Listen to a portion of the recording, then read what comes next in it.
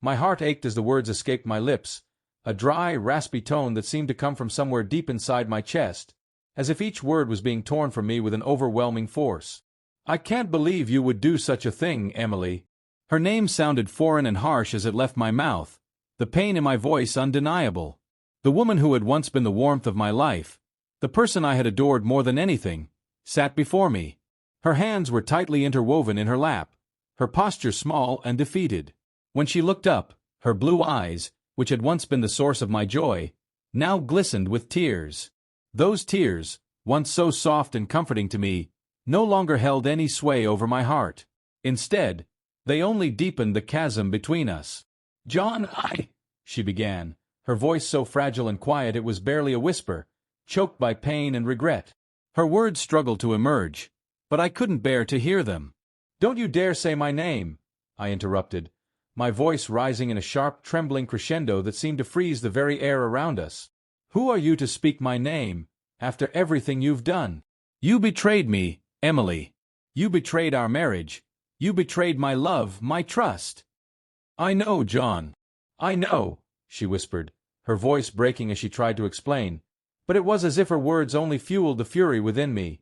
It was as though my anger had erupted into something uncontrollable, a volcano that could not be extinguished by anything she could say. "Not just hurt me, Emily," I spat, walking towards the table with a trembling hand, slamming it down hard enough that the cups of coffee jumped in protest, spilling their contents and leaving stains on the pristine white tablecloth. "You tore me apart." She flinched, and I could see the depth of her regret in the way her body trembled. But it was nothing compared to the wreckage she had left in my heart. "You and Tom, my brother, my best friend, you actually did this behind my back." My voice was raw, edged with disbelief and fury. "What do you think I am? A fool?" The name Tom felt like a knife, plunging deep into my chest. Tom Wilson, my best friend since college, the man I trusted with my life, with my children's lives, the man I had believed would never betray me. Emily's body shook violently, her face buried in her hands as her sobs filled the silence. I could only stand there, my own heart heavy with confusion and pain. My mind raced with thoughts of the life we had shared, the love we had once had, only to see it shattered like glass beneath the weight of this betrayal. I had thought we were unbreakable, that we were meant to be. We had weathered storms, and I believed our bond had only strengthened with time. But now, in the wake of the truth, I saw that it had all been a lie, a fragile illusion. Our marriage was no more than a house of cards, beautiful from afar, but crumbling under the slightest touch. "Tell me, Emily," I demanded, my voice cracking under the weight of my hurt. "Tell me this isn't real. Tell me this is some nightmare I'll wake from." I grabbed her by the shoulders, shaking her hard, hoping that somehow, somewhere, she would tell me this wasn't true, that it was all just a cruel joke. She looked up at me, her face streaked with tears, her eyes filled with guilt and sorrow. But there was no denial, no explanation. "John, I'm sorry. It's true. Tom and I—" She hesitated, but her words were like a knife to my heart. "Stop. Don't say it," I shouted, shaking her off me with revulsion, my hands trembling. "I don't need to hear about the disgusting details. Just tell me how long this has been going on. How long have you been hiding this from me?" Her silence spoke volumes. She chewed on her lip, her eyes flickering with uncertainty, and I could see the hesitation in her expression. "Tell me, Emily," I demanded again, my voice hoarse and trembling with rage. "Look me in the eyes and tell me the truth." "About 6 months ago," she whispered, her voice shaking uncontrollably, barely audible. "After you went to Chicago. Tom came over to fix the plumbing, and—" "Fix the plumbing?" I could hardly contain my fury. "That's your excuse for this? Fixing the pipes?" I couldn't tell if I was more angry or devastated, the words tearing through me like jagged rocks. "Do you think I'm an idiot? You think I'll believe this?" She tried to explain again, but I could no longer hear her. The anger had swallowed me whole. "That's enough," I shouted, my patience gone. "I don't want to see you again, Emily. Get out of my house. No. I never want to see you again." Her face crumpled with despair, and she stood up shakily, the tears flowing freely as she stumbled toward the door. I heard her move upstairs, knew she was packing, and I sat down heavily at the table, the weight of the situation bearing down on me. My mind was a storm of confusion, anger, and pain. How had this happened? My wife, my best friend, two of the most important people in my life had torn everything apart. My life, my trust, my love, it had all been reduced to dust. I felt as though a great weight had settled on my chest, so heavy that it was almost impossible to breathe. The pain was all-consuming, and I had no idea where to turn, where to go. I felt like a lost ship, tossed in a vast, empty ocean with no land in sight. And then my phone rang. It was Tom. My rage surged once more, and I stared at the screen, the name staring back at me like a slap to my face. I wanted to scream, to confront him immediately, but I forced myself to take a deep breath before answering, my voice cold as ice.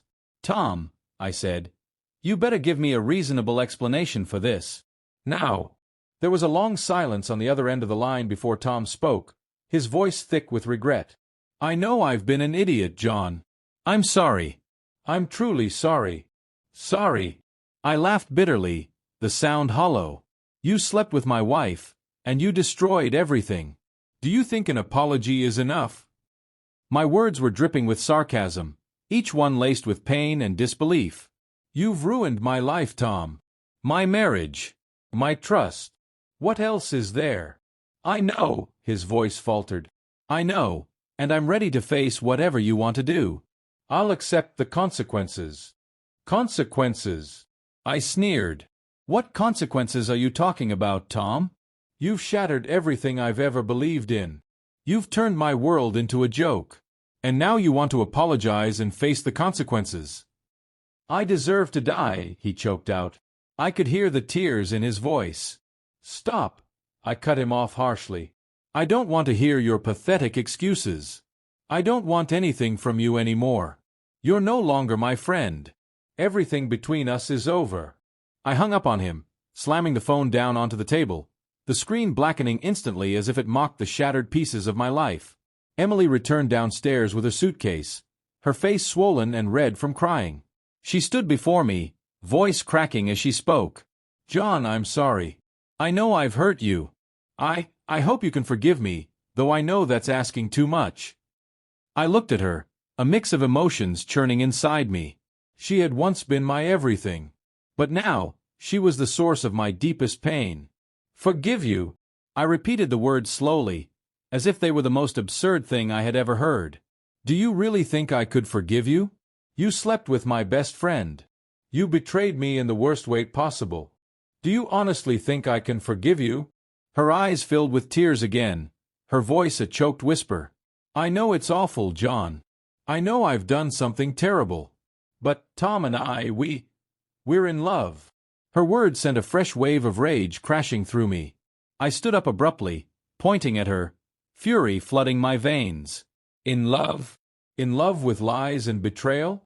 In love with making me a fool, a laughingstock? John, listen. Get out!" I yelled, cutting her off. "I don't want to hear anything else. Get out of my house and don't ever come back." She gave me one last hopeless look, and with a final sob, she turned and dragged her suitcase out the door. I stood at the window, watching her disappear into the night, my heart numb, the silence in the house unbearable. I sank into a chair, the weight of everything pressing down on me. My life, my love, my trust, all of it was gone. I didn't know where to go from here. I stumbled over to the liquor cabinet, poured myself a drink, and swallowed it down in one go, hoping the alcohol would numb the pain, even just for a moment. But it couldn't. It couldn't fix anything. My mind drifted back to the days when Emily and I had first met, first fallen in love. Those beautiful memories that once filled me with joy now stabbed at my heart like a knife. What had gone so terribly wrong? Why had she done this to me? Why had they done this to me? The doorbell rang, pulling me from my dark thoughts. I frowned, unsure whether I could face anyone else. But one thing was clear. My world had crumbled, and I had no idea what to do next.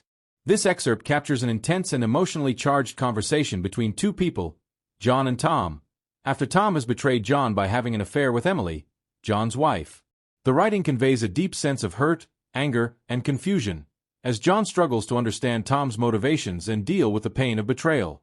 Tom's admission of guilt and his attempts to justify his actions, along with his feelings for Emily, only fuel John's anger and heartbreak.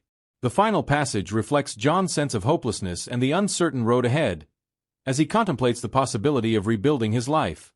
It's a powerful portrayal of personal betrayal, the complexities of emotions involved, and the internal turmoil that can follow such a painful revelation. The story explores themes of love, friendship, guilt, and the impact of a broken trust.